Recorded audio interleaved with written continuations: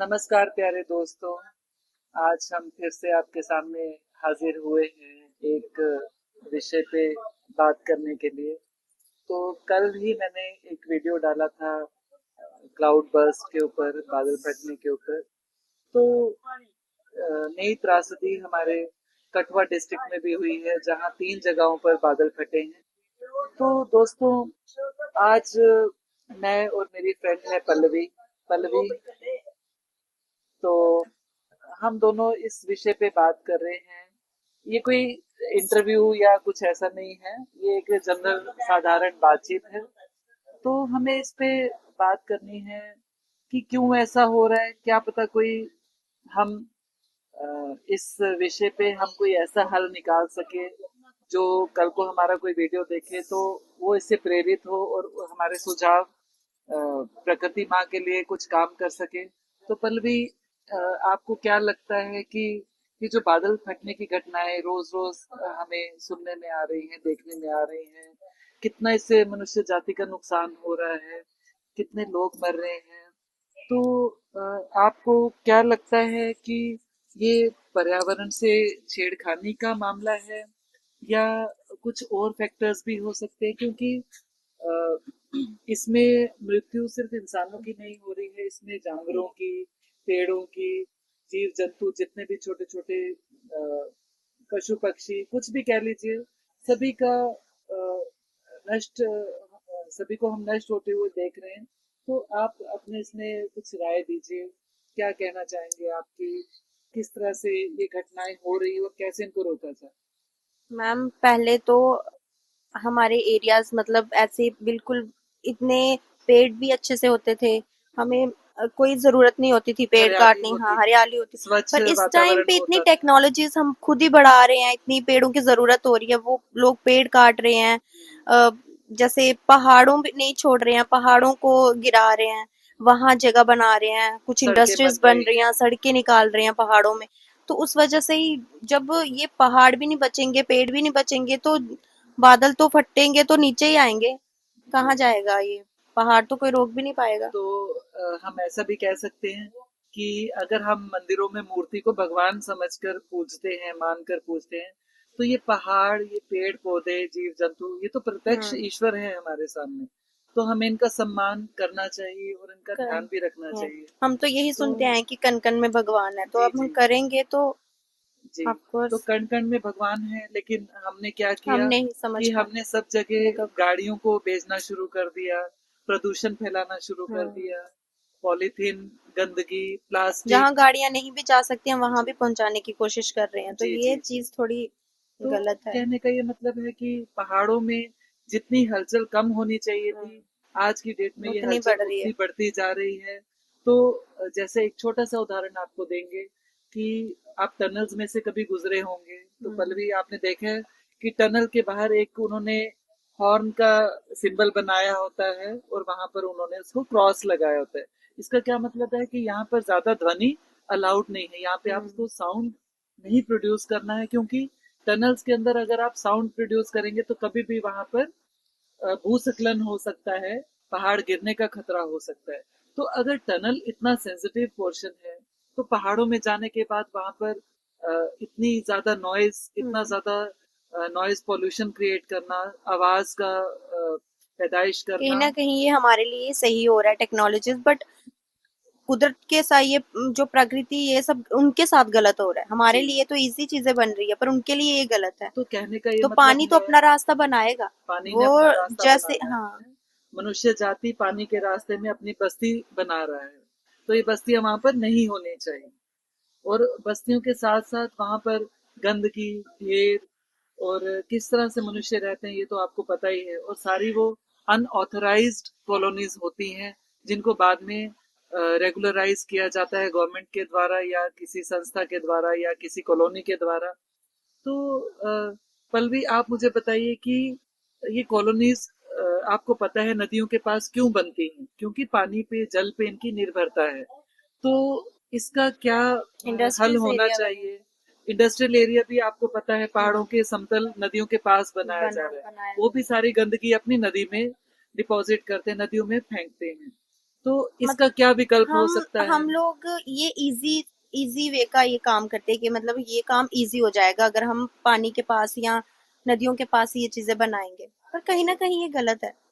तो आप कहना ये चाहते हैं कि इनकी लोकेशन बहुत दूर होनी चाहिए, हाँ, नदियों के पास नहीं होनी चाहिए, चाहे वो इंसानी बस्ती हो, चाहे वो इंडस्ट्रियल एरिया हो, या कोई भी ऐसी नई टेक्नोलॉजी हम सबसे बड़ी बात जी, ये है कि आप जैसे बरसात लगती है या कुछ भी इसमें बाहर निकलना अवॉइड करना चाहिए। ठीक है। तो चलो जो हमें पहाड़ी एरियाज में रहते हैं उनके लिए तो ये मजबूरी भी है कि अपने घरों में रहना है या कुछ भी, वो तो, बट बाकी जो भीड़ भाड़ ये तो इकट्ठा आप क्या करना कहना ये चाहते सब। हैं कि बरसात के मौसम में, जिसमें आपको पता है कि दो हमारे प्रमुख महीने आते हैं, जिसमें सावन और भादों का हाँ, ज्यादा महीना है। भीड़ भाड़ नहीं, जी। नॉर्मल। ये हमारी गवर्नमेंट को भी देखना चाहिए कि तो हम हम अपनी एक, गवर्नमेंट से भी अगर हम रिक्वेस्ट कहीं करेंगे। किसी तीर्थ स्थल पे भी किसी को भेज रहे हैं तो वो एक लिमिटेड। हाँ लिमिटेड रखें, फिर आगे हाँ तो रजिस्टर्स उन्हें हमारी टाइम दें कि। जी, हमारी एडमिनिस्ट्रेशन से भी ये दरख्वास्त है, ये रिक्वेस्ट है कि कहीं पे भी भीड़ अगर ज्यादा आनी शुरू हो जाती तो उनको तुरंत वहां पे किसी एक पर्टिकुलर स्थान पर रोक दिया जाए, आगे ना जाने दिया जाए। नहीं पल्लवी? मौसम के हिसाब से उन्हें पीछे ही रोक दो, हाँ, और अगर मौसम ठीक होता है तो तब फिर उनको भेज दो। धीरे धीरे बैचेस में रिलीज करना हम्म। चाहिए। तो पल्लवी, आप ये भी बताइए कि इंडस्ट्रियल एरिया कहाँ पर होने चाहिए, थोड़ा सा इस बारे में सुझाव दीजिए। इंडस्ट्री मैम पोल्यूशन भी बहुत है इसका, हम्म, तो ये किसी मतलब कोई एरिया वैसा होना चाहिए जहाँ पे कहीं आसपास घर भी ना हो, बहुत मतलब कम घर हो, इससे तो बहुत सारी बीमारियां भी आजकल लग रही हैं।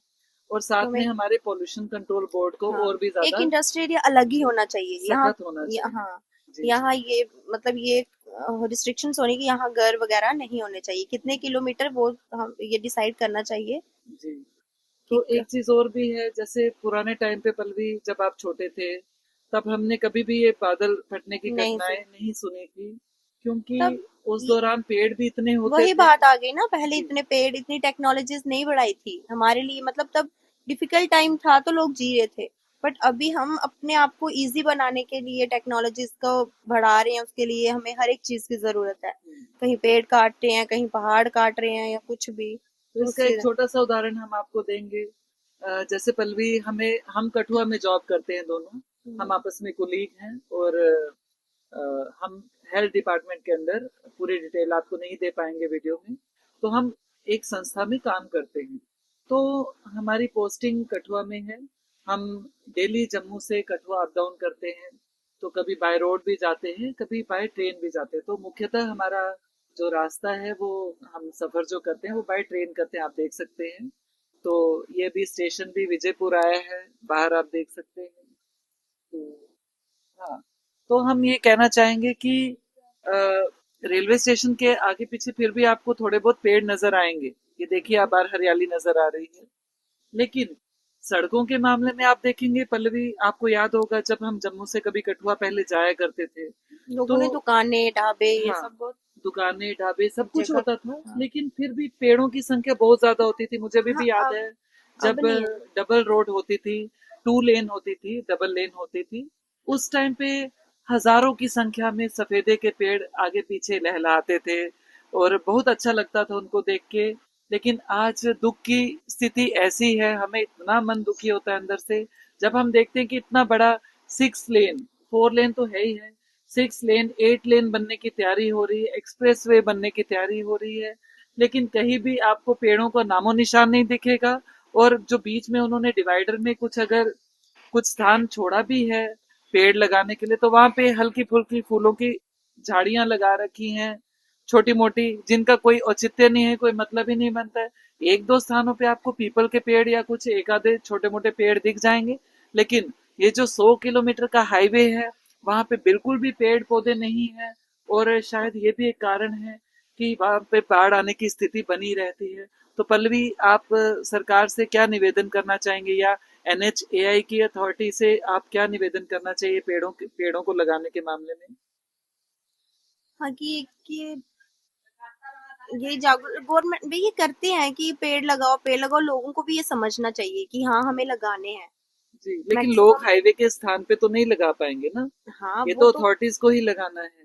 हाँ जी आजकल तो काफी वैसे हो रहा है फिर से, चलो हम बीच में। घरों में तो लगा देते हैं, लेकिन एनएचएआई की जो अथॉरिटी है वही वहां पे पेड़ लगा सकती है हाईवेज अब पे, तो और उनको लगाना हो रहा चाहिए। है, मैक्सिमम हो रहा है, जी देखे जी। हैं लगाते हुए। तो पहाड़ जो हमने खोखले कर दिए हैं, चाहे वो टनल्स बनाकर हो, चाहे वो हमने कैनाल्स बनाकर हो, या हमने ट्रिब्यूटरीज आजकल तो पहाड़ों डिस्ट्रीब्यूटरी को भी ऐसा बनाकर हो हो। गया, जी अगर पहाड़ पे कहीं होगा तो ये हमारा पहाड़ है, जी वो जी। उनका पहाड़ है, तो ये भी हो गया है। वहां पर भी पेड़ पौधों की संख्या बहुत बढ़ चढ़कर उसको लगाना चाहिए।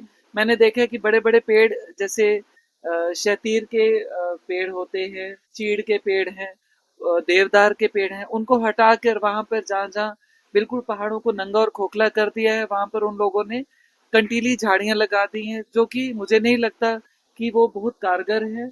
और फॉरेस्ट डिपार्टमेंट को इस बारे में सोचना चाहिए। तो पल्लवी, मुझे लगता है कि हमें अपना टॉपिक अब कंक्लूड कर देना चाहिए। हमारे श्रोताओं को भी जागरूक होना चाहिए, और सरकार से हम निवेदन करते हैं कि जल्दी से जल्दी पर्यावरण को जो नुकसान हो रहा है उसकी भरपाई की जाए, और किसी भी तरह से हमें पुराना अपना जो वास्तविक हमारी जो कुदरत हमें दिखता था, जो हमारा इकोसिस्टम का एक बैलेंस था, वो वापस मेंटेन किया जाए। पल्लवी, आप अपने दर्शकों को क्या संदेश देना चाहती हैं? बस यही कि पेड़ बचाओ, और पेड़ ज्यादा से, लगाओ।